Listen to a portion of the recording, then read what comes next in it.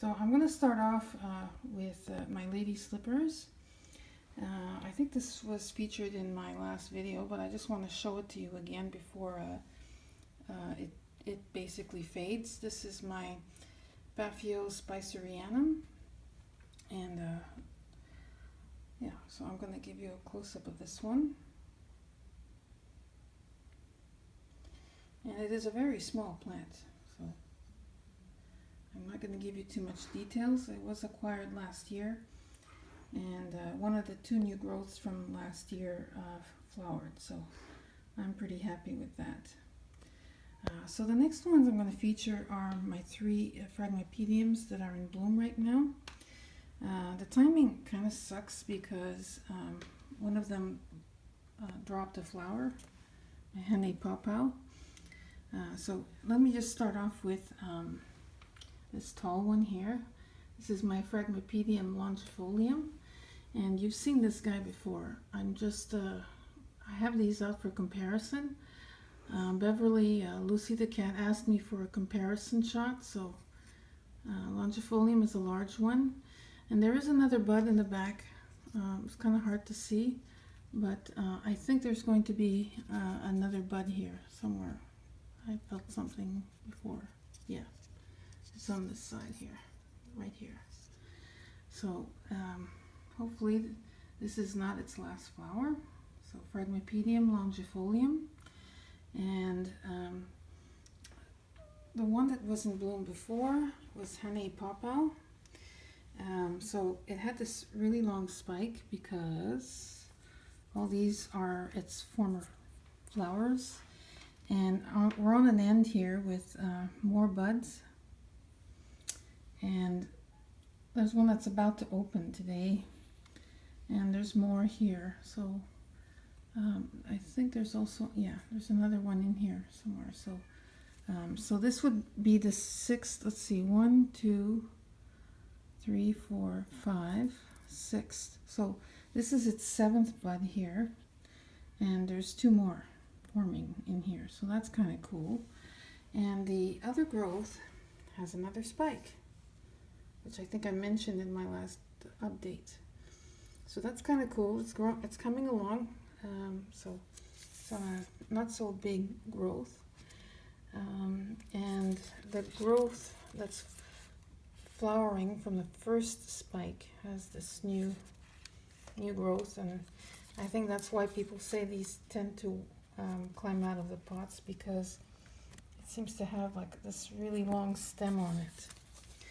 Anyways, this one's grown on my mantle with some supplemental lighting, and it gets afternoon sun, so that seems to work. The longifolium is on the window's ledge. It gets no supplemental lighting, but it gets pretty strong afternoon sun. So, and the third one that's in bloom now is one you've seen last year, and it's right on cue. This is my Andean Fire.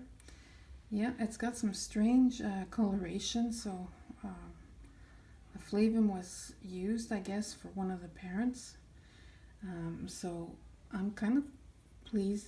It seems to bloom quite prolifically, so that's good news for me, I guess. So there's a bud here and another one that's forming here, so it's going to have at least 3 flowers from the looks of things. So the plant is not so big, and this one is the one that was grown the shadiest. It was just grown on my bottom stand. So it does get afternoon sun, but it's much more shaded than the longifolium. So yeah, and that seemed to have worked out for it. For now, this one's right next to the Hanne Popow on the mantle, so I can see the flowers. So, oh, by the way, I forgot to mention Hanne Popow. So this is the flower that fell this morning. Bad timing. It still smells like roses. I mean, it's fallen off, but this is kind of nice because I don't know if there aren't a lot of Phragmipediums with fragrance. So, whoops. So, and they start to smell within like 1 or 2 days of opening. So, it's nice, and it smells night and day, by the way. So, So I'm just going to jump to the rest of my flowering plants. Let's see.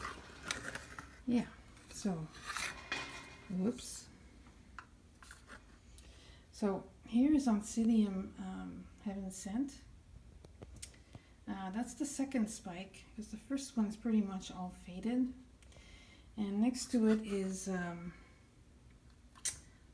Miltassia Izumi. And yeah, so this has been in bloom for some time too. They're very long-lived, but there is no fragrance on these. But the plant itself is fairly easy to care for, and I think I'm probably gonna get flowers on this, like maybe every 8 months-ish. I think it's pretty much like my Oncidium. So once the growths mature, they seem to want to flower. So next in line, something that just opened. This is my BC Hawaii stars, and they just got fragrant yesterday. So this has been open now for, I'd say, 2 days, and maybe at the end of the first day I started smelling something. They're not fragrant tonight for some reason, but I'm happy. Last year I just had 1 flower, and this year I have 2. So I would have thought this Cattleya would be doing so much better. I thought I'd have multi growths and everything else, but it is what it is. It's still an improvement over last year.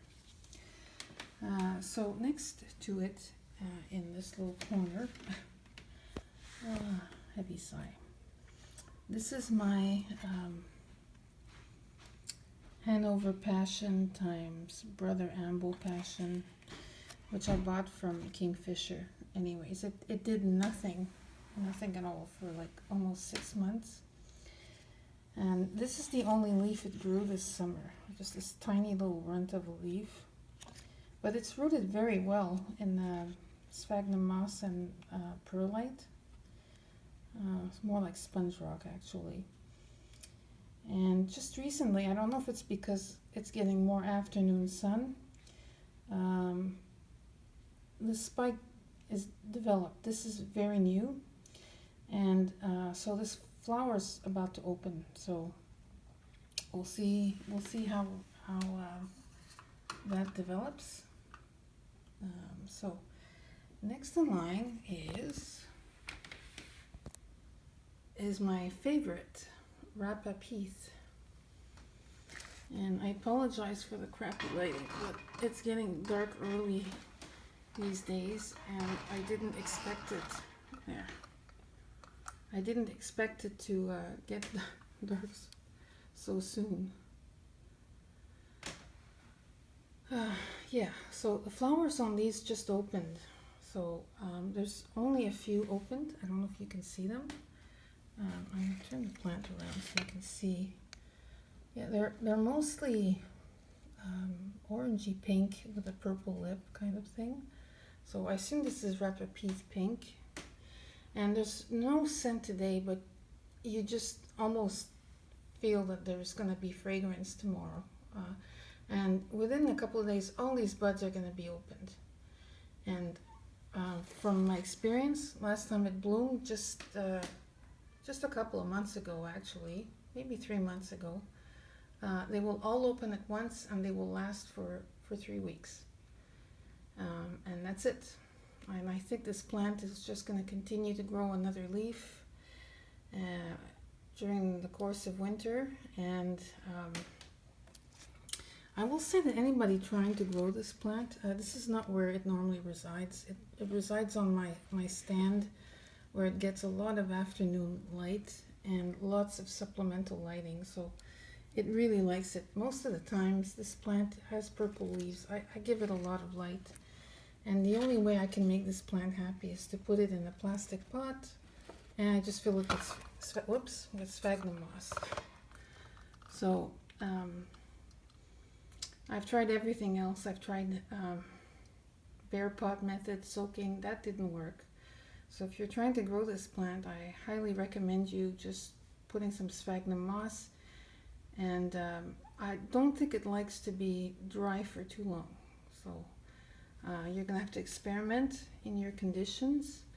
But now I've noticed the root tips are starting to, they're not as active anymore because it is cooling off. But in the summertime, the roots, none of these roots were there this summer. Like I think this all came within the last 6 months. It's crazy. This plant roots a lot. So, yeah. So that's Rapeepath. And I'm going to stop the video for now.